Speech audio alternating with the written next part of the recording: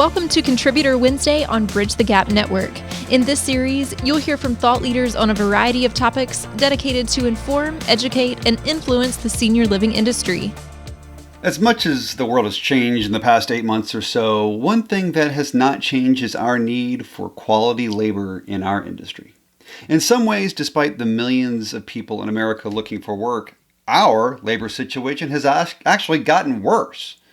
There are a lot of reasons for this, but that is a conversation for another day. We wish COVID wasn't a thing, but here we are, and I guess we all have to deal with it. So let's get started, shall we? I'm Charles Turner, CEO of Kare. Again, that is Kare with a K. Our website is doyoukare.com. Again, Kare with a K. As Kare is a digital labor marketplace helping to alleviate staffing shortages in the senior care and post-acute care industry, I figured this month, my final podcast, we are going to shift gears a bit and talk about something that is near and dear to my heart, and that is the frontline worker. When polling senior living executives, especially in a non-COVID world, about the three greatest concerns that our industry faces, the top of the list almost always includes either, overbuilding and occupancy challenges, labor, and how to penetrate the middle market. And after a decade of owning, developing, and operating communities all over the Sun Belt, I decided I was personally going to help solve at least two of these issues. One, I was going to help solve the overbuilding problem by deciding that the U.S. does not need another 86-unit assisted living or memory care community. And two, I was going to solve the labor crisis by creating Kare. Again, Kare with a K. An industry-driven technology platform that helps improve income for the caring labor workforce while decreasing rising costs of labor in our caring communities. We will get to talk about Kare in a little bit, but first, we will dig into some of the major trends in the care labor market. We will also explore some of the psychological and sociological characteristics of these caregivers. We might even get into some math problems, just for fun, who knows? A dear friend of mine once told me that there are three types of people in this world. Those that are good at math and those that aren't. Okay, now that was a stupid joke, but I'm actually kidding. He actually said there are three types of people in this world. One, problem creators, which constitute about 20% of us. Two, problem identifiers, which are 70% of us. And three, problem solvers, which are really actually only 10% of us. Now, the problem creators are my kids. They create a lot of problems. But the vast majority of us are problem identifiers, and despite what we may think about ourselves, only very few of us are problem solvers. Now, I've never actually been able to find this study anywhere, so I think he may have made it up. But it is something I tell my children every time they make a mess in the house. In our conversation today, I wish I could say that I'll be presenting myself as a problem solver, but in reality, I may only be able, at best, try to identify the problems we are facing. But there are some concrete solutions to the labor challenges we face that I think may be interesting. Let's talk about one of the heroes on our platform. Everybody who works on a platform is called a hero. And this particular hero's name is Atasha. She uses Kare, our platform, to pick up extra care aid shifts in her free time and makes about $12 per hour per shift.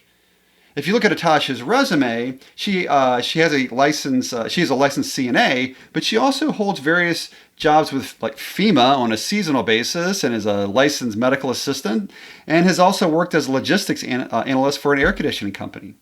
We have hundreds of Atashas with a very similar resume, people who are caregivers, but also float in and out of the industry. For folks like Atasha, the idea of making ends meet by only working 40 hours a week is laughable to them. For folks like Atasha, income insecurity is always high and wages are often unpredictable. Atasha is at an inflection point. She can stay in this industry as a caregiver, or she can leave the job to find another job in an industry that pays more like $15 an hour or more. Atasha is also not getting any younger. She's in her late 40s. She is getting older, so she must consider, does she still want to do this anymore if she wants any sort of retirement? Now, let's take Atasha's story and multiply it thousands and millions of times. Atasha is just one woman, but it is the story that repeats itself over and over, almost exponentially, every day, every year. Now, while we struggle with how to keep Atasha and her peers connected to the care industry as long as possible, we must understand that we can't ignore the fact that as a society, we are aging at a rapid pace. So over the next decade, as we add more and more seniors to our care system, we're removing more and more caregivers from that very same system. Currently in the United States, there are 2.9 million personal caregivers, 1.6 million CNAs, and about 725,000 frontline LVNs or LPNs, depending on the state where you live. This does not even include registered nurses.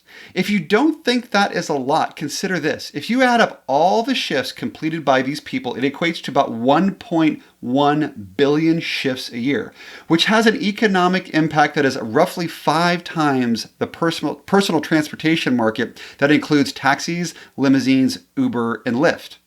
So while we spend a lot of time thinking about driverless cars, know that this market is much, much larger, and it is only growing from here.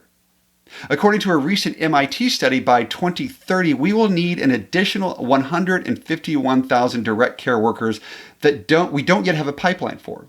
And while that number seems like a lot, this only accounts for the incremental amount of people we need. It does not count the folks currently in the labor pool that will be exiting the labor pool. According to an article recently published by McKnight's and Senior Housing News. Now, let me stop here and make a stupid joke. If I were to go back to my 18-year-old self and say, hey, Charles, you're going to get really excited about reading something called Senior Housing News, my 18-year-old self would have punched me in the face. But here we are, and I get kind of jazzed about this stuff. So let's keep going. So anyway, according to this report, this number actually balloons. This deficit balloons to about 1.2 million people that will be needed once we factor in the number of people that we must replace by 2028. Oh, look, someone's at my door when I'm recording this. That's okay. I'm going to keep going. Anyway, so 1.2 million people that will be needed once we factor in the number of people that we must replace by 2028. But there's actually more. We also have to factor in the 4.7 million people that will be needed just for the home care industry. Even now, there are 360,000 open positions nationwide on Indeed.com. So you start to see the scope of the problem. I'm going to do my best to be not non-political in this because I have no real political agenda here. But this discrepancy only assumes a steady state. What happens when we factor in a policy that may be unfriendly toward immigration? The problem gets worse. But what happens when we also factor in a different school of thought that seeks to make labor more expensive and limits the ability to bring in gig workers into the space? It gets even worse from there. So our economics are compounded by our policies, no matter how well-intentioned they may be. Oh, and we have not even factored the potential amount of workers who may have exited the industry during COVID and may never come back. Politics aside, the implication is that if we don't figure something out by the year 2030, we will have to figure out how we fill approximately 312 million unfilled shifts, which equates to roughly half the shifts being filled today.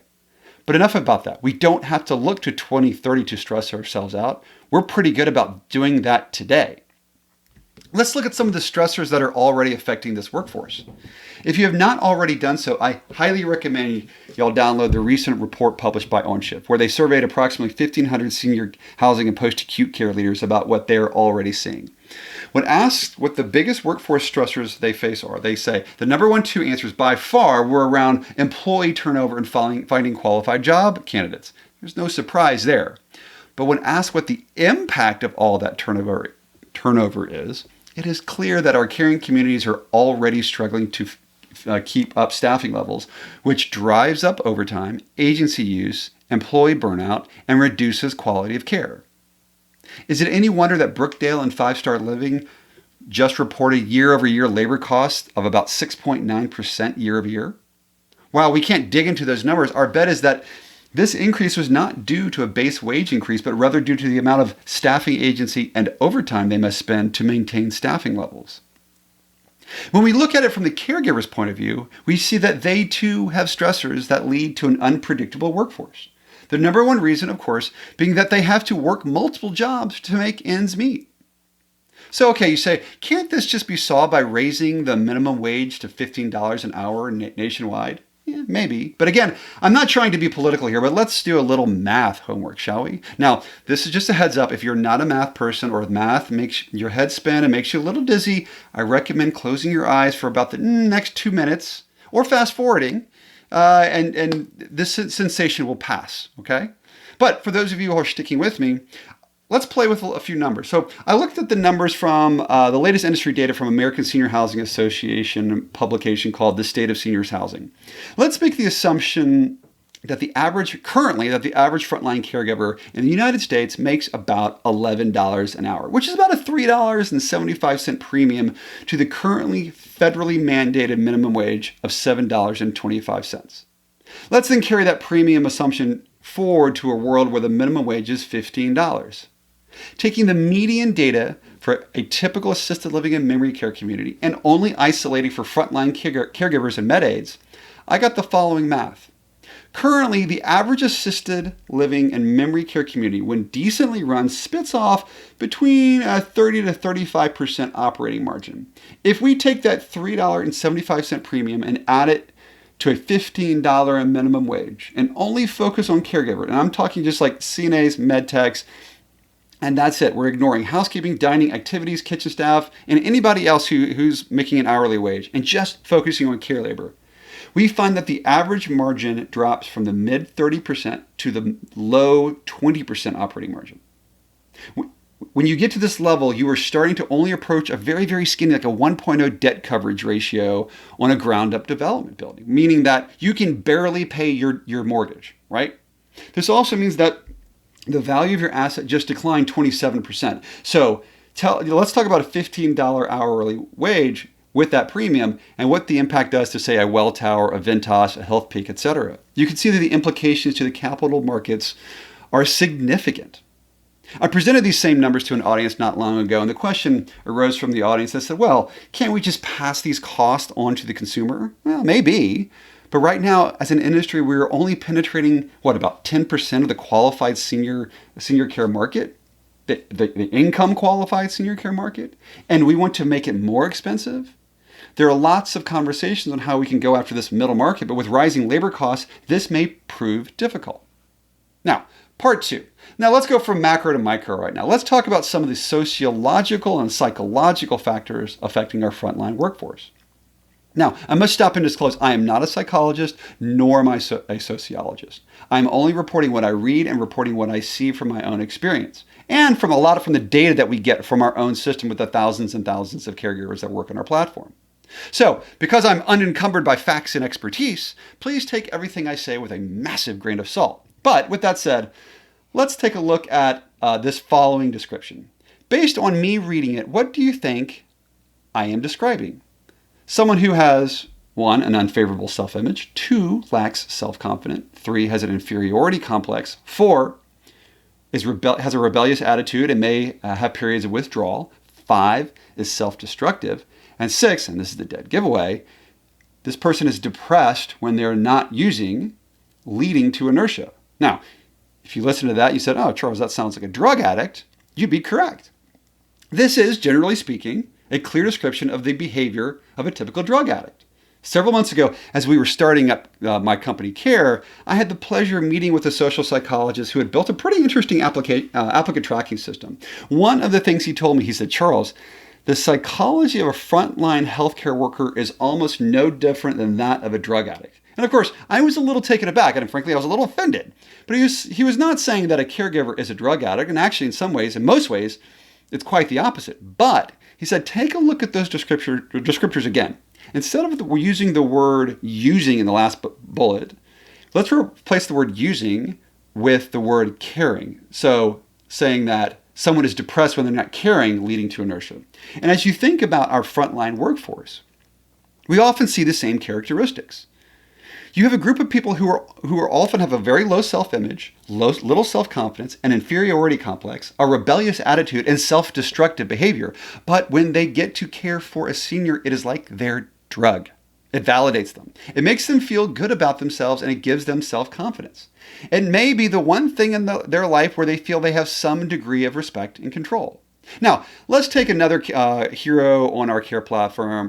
Let's call her Jacqueline. Jackie is one of our more active heroes. She's worked a lot of shifts for us and has about a 4.2 star rating out of 5. So think of your Uber rating, a 5-star rating for your Uber driver. Same thing with us. She has a 4.2 star rating, which is not that great. Jackie is a perfect example of our labor force. She works to put gas in her car, And she puts gas in her car so that she can work. So you'd think Jackie would do everything possible not to miss a shift. And you'd be wrong. The reason she has a okay rating is that she is notorious about showing up late for shifts, getting in altercations with the community staff and supervisor, and on occasion, she has canceled a shift on the same day because of supposed car trouble. But when we ask the communities why they keep choosing her for a shift, the response is always, gosh, Charles, the residents love her and she is so good with them. See, when Jackie gets to care for people, it fuels her, it validates her. Our platform is such that if you cancel a shift the same day, you automatically become suspended from the platform for a week, meaning all your future shifts are canceled. So when she says she has to cancel and we ask her to perhaps take an Uber, her response is, well, if I take a $15 Uber, I'll make less on my shift. Yes, that is true. You will make less in your shift, but isn't that a small price to pay for not having to miss out on your next 10 shifts? It would be extremely irresponsible for me to try to mentally diagnose Jackie. So please do not take what I'm saying as such. Rather, I'm just describing some of the frequent behavior of our caregivers. The National Institute of Mental Health estimates that low-wage earners, especially frontline healthcare workers, are 2 to 5 times more likely to suffer from a diagnosable mental disorder. Now, let's not confuse correlation with causation here. It's not always clear what causes the other. But the belief is that in this cohort, there's a high prevalence of paranoid personality disorder, avoidant personality disorder, and borderline personality disorder. Now, let's focus on borderline personality disorder. This disorder manifests itself in many different ways, but one of the traits that is almost always prevalent is the inability to make the right decision for your own self-interest. We often see this behavior repeatedly in our care workforce. A decision or behavior that is self-detrimental or self-destructive is played out repeatedly. People can make decisions that seem counter to their long-term self-interest. Take our Jackie example when her car broke down. We see that behavior repeated almost on a daily basis. But I'm going to stop playing armchair psychologist now before I get myself in trouble, as we are going to turn our attention to the workplace and start to examine why we see turnover rates that are greater than 50% across our industry. There is a modern adage that seems to be floating around LinkedIn these days that says people don't leave bad companies, they leave bad bosses. I think generally speaking, this is true, especially for white-collar workers. We also often talk about improving culture to drive staff retention, but when it comes to frontline caregivers, I think it gets a little more complex. In some ways, culture is a luxury that a lot of our staff can't afford. A recent study performed by, I think it was the Department of Labor, broke jobs down into 2 categories: good jobs and bad jobs. That's simple, good jobs and bad jobs. By every conceivable definition, being a frontline caregiver, if not managed well, can fall into the category of a bad job, based on these 6 characteristics. 1, low wages. Duh, obvious. Okay, sidebar, if you think not getting paid is not the first thing on our heroes' minds, consider that 90% of our inbound questions to our operations center involve some sort of question about payment. Number 2, no advancement. This one seems obvious, but let's look at it perhaps in a different way. Say you get your CNA license. Great, that license allows you to be a CNA. So you go to work for an assisted living community and you work as a caregiver. But then what? What is next?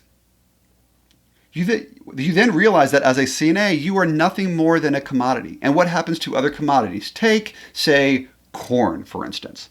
Let's say you are a kernel of corn. Everyone close their eyes and imagine that they are a kernel of corn. I have no idea how to picture this in my head.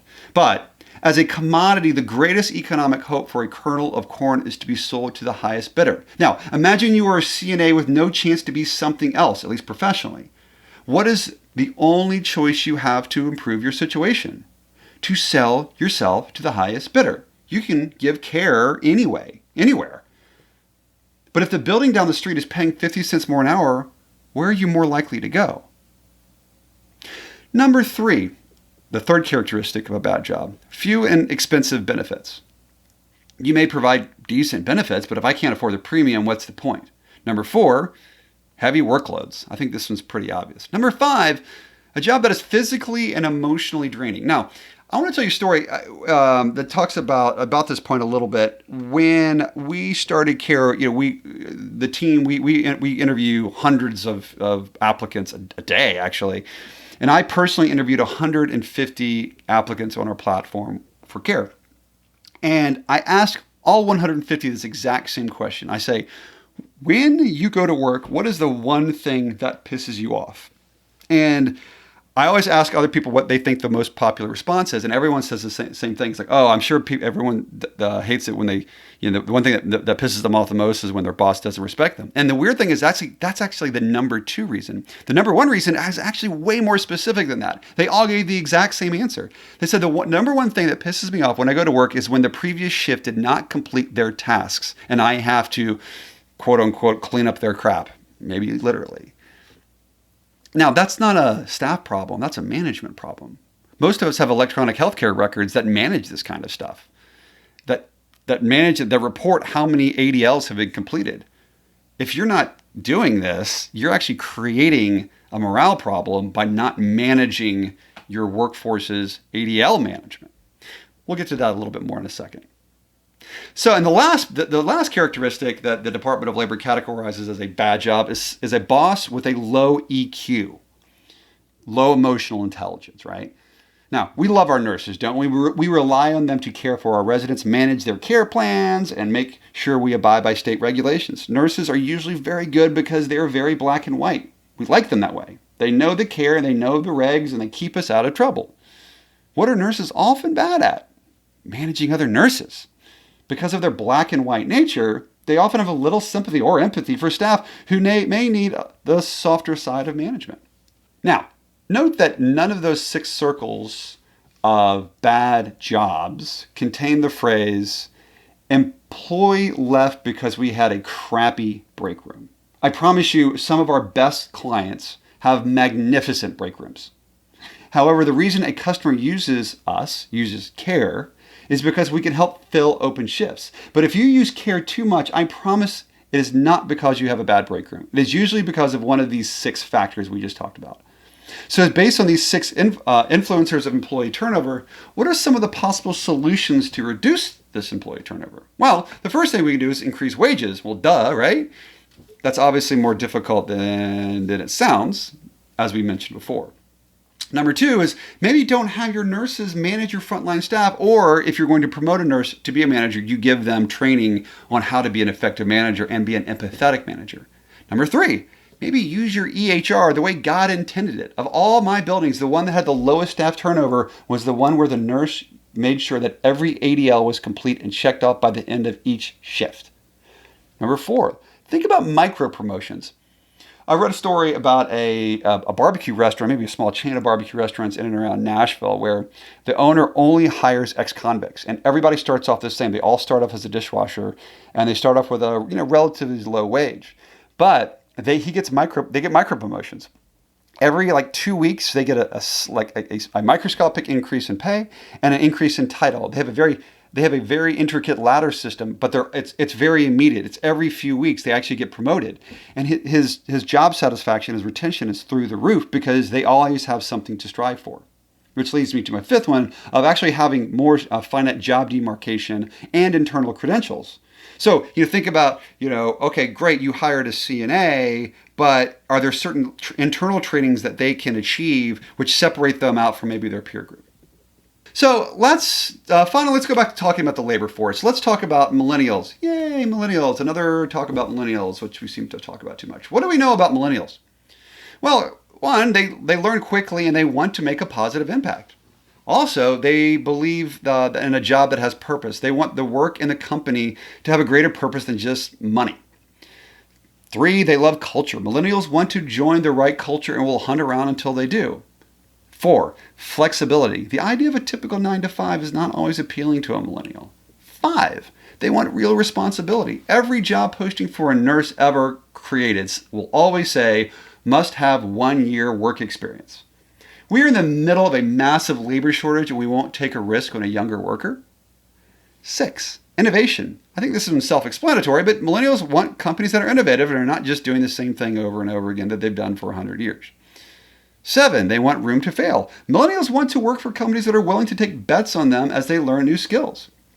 8, they want human connection. They want to have an impact on not only the world in an abstract, but they want true impact on a one-on-one relationship. And 9, apparently they want puppies. There's not much I can say about this. So we thought, what if we could combine the needs of millennials with the more pragmatic needs of the older caregiving workforce, such as needing greater access to additional income, greater job flexibility, and the ability to find their next job. And let's average those needs and together out and let's build this marketplace where we can solve the staffing crisis of our senior care communities across the U.S., who, as we've already established, are facing an increasingly chronic workforce shortage, rising overtime and agency expenses, and long drawn-out hiring cycles. So we built Kare. I've talked around it a little bit, but let's describe what it really is. Simply put, we have built an app-based labor marketplace that matches pre-qualified and pre-screened caregivers and nurses with senior care communities that have open shifts that can't be filled internally. If you look at our investors and our advisor base, you will see that this is very much an industry-driven initiative to help solve the mounting labor challenge in our industry. Simply put, if a community is struggling with overtime and staffing agency expense, they can post open shifts on our platform where thousands of heroes can apply to work in their spare time. If selected, that hero will then get a 5-star review after the shift, just like your Uber driver does, and in most cases will get paid the next business day. For our heroes, it's helped solve several issues. 1, income insecurity by providing a way to make extra income in their spare time. 2, the ability to possibly find their next full-time job. And 3, for millennials, it gives them the precious purpose-filled, flexible, and innovative work experience that they crave. Sorry, we still have not solved the puppy problem yet, so sorry about that. For communities, we have solved a lot of their issues as well. 1, we give them an immediate access to new labor, a really large pool of labor. And 2, at a price that is much less expensive than paying agency and overtime. You essentially pay our heroes about the same what you would pay your fully burdened W-2 employee. And the beautiful thing is, if you like our hero, you can hire our hero. We won't charge you a cent. In our industry, the average time to hire is 49 days, and we cut that down to a matter of days. And knowing what we know about the psychological and sociological need of caregivers, combined with the generational needs of millennials, you will see that our narrative is all about being purpose-driven. It is about wanting to be part of something bigger than yourself, to be able to swoop in and save the day. It's not about work, job, make money. It's about focusing on the empowerment of this workforce, to take control of your own career and not being beholden to a facility you may not love or a boss that has low EQ.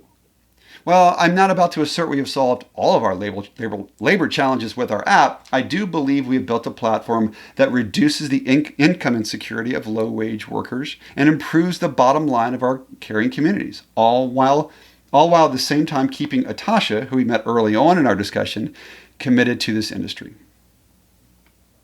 I'm Charles Turner. This is my 6th and final Contributor Wednesday podcast. I hope you enjoyed listening as much as I have enjoyed putting this together. I can't thank Josh, Lucas, and Sarah enough for giving me the opportunity to do this. But it is now time for me to pass the torch to the next set of contributors. But if you want to talk about this topic or any other, you can find me on LinkedIn, or if you can, you can connect with me at btgvoice.com. Again, that is btgvoice.com. And thank you very much for listening. Thanks for listening to Contributor Wednesday series on Bridge the Gap Network. For more information about the contributors and for a full library of episodes, visit btgvoice.com.